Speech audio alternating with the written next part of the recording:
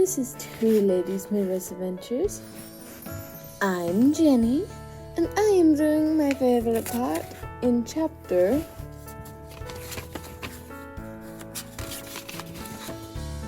16. Please hit that subscribe button so you could beat that. And also, please comment down below what your favorite part will be in this video. Okay, let's get started.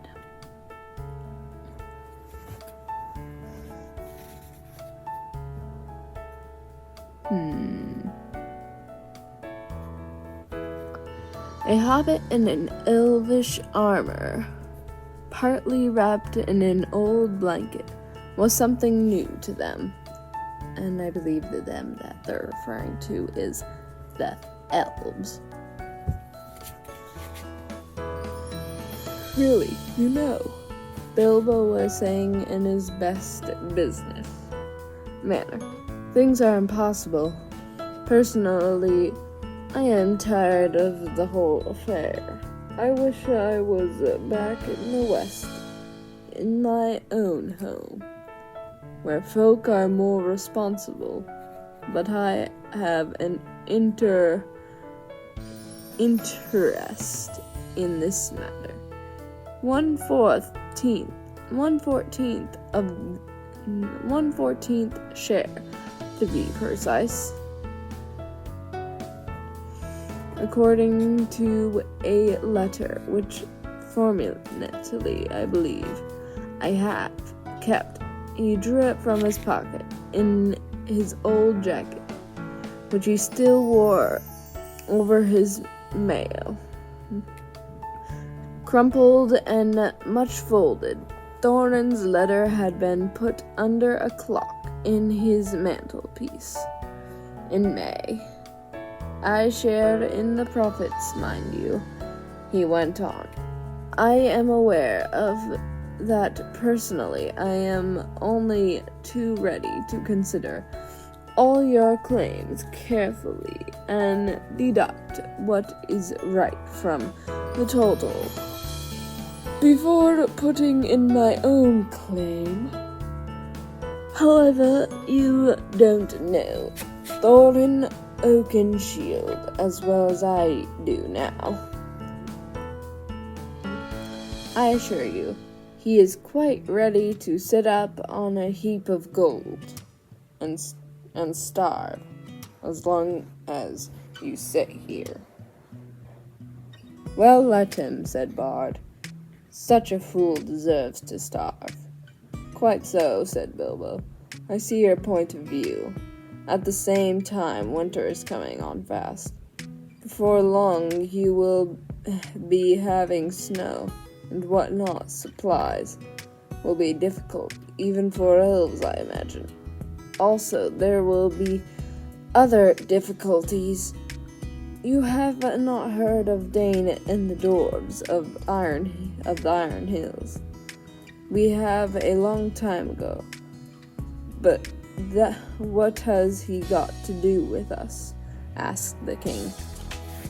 I thought as much. I see I have some information you have not got.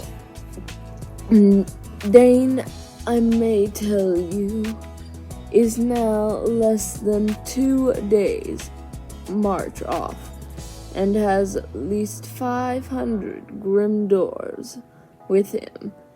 A good many of them have had experience in the dreadful dwarf and goblin wars, of which you may have no doubt heard. When they arrived, there may be serious trouble. Why do you tell us this? Are you betraying your friends, or are you threatening us? Asked Bard grimly. I never met such suspicious folk. I am merely trying to avoid trouble for all concerned. Now, I will make you an offer. Let us hear it, he said. You may see it, he said. It is this. He drew forth the Arkansas and threw away the wrapping. The Elven King himself, whose eyes were used to things of wonder and beauty, stood up in amazement.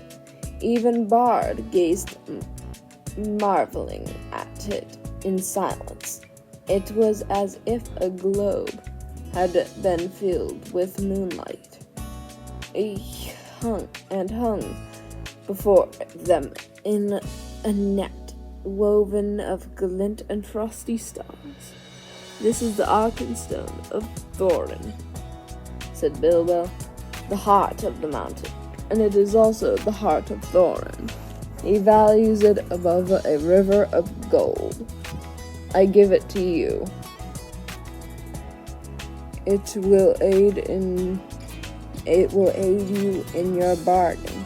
Then Bilbo, not without a glance of longing, handed the marvelous stone to Bard, and he held it in his hands as though dazed. "But how's it yours to give?" he asked at the last with an effort. "Oh well," said the Hobbit uncomfortably. "It isn't exactly, but well, I am willing to let it stand against all my claim. Don't you know? I may be a burglar, or so they say. Personally, I never really felt like one, but I am an honest one. I hope, more or less anyway. I am going back now, and the doors can do what they like to me. I hope you will find it useful." And that is my favorite part in chapter 16. And please hit that subscribe button once again, so it could also help that tiny little bee right there get a home. And also, Nicole's cats will show up right there and there. Okay, now they all disappear. And 3, 2, 1. Okay. And like and subscribe so we can get to 1,000 subscribers so we can start our own beekeeping business and make the world a better place, one person and one moment at a time. Okay, bye-bye!